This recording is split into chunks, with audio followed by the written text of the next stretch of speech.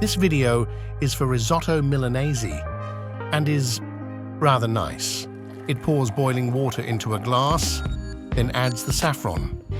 It leaves this for between 1 to 2 hours to get the amazing color it desires.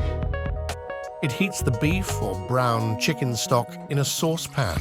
It then adds about 1/3 of the butter into a pan over a medium to low heat. It adds the finely chopped white onion into the pan.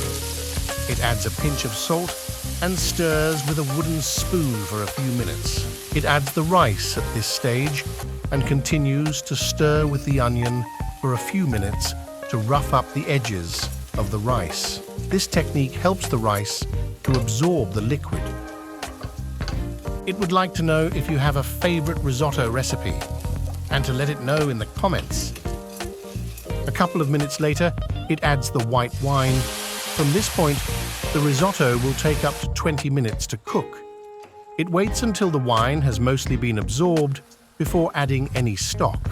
It will add the hot stock in 3 or 4 batches. The Italians say this is the best technique for achieving a gorgeous creamy risotto.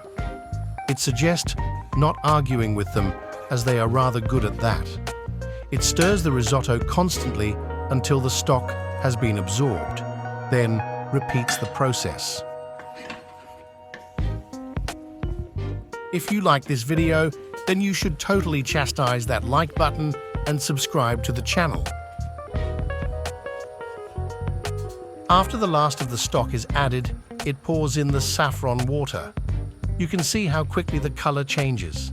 It continues to stir for a couple of minutes until it is happy with the consistency. At this point, it adds the remaining butter. Yes, it knows it's a lot, but it totally loves that stuff. The Italians like the technique of shaking the pan and flipping the risotto over itself.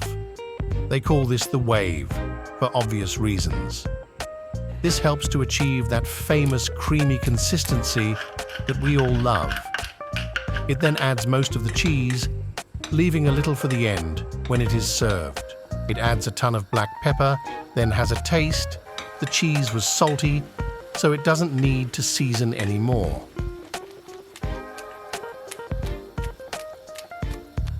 It gives the pan a few more flips before serving in a bowl. The risotto should be eaten as soon as served, and you should definitely not spend minutes taking photos for a thumbnail.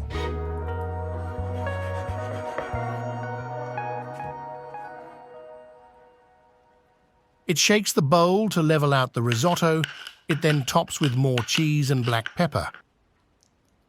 It then has a taste, and that was rather nice.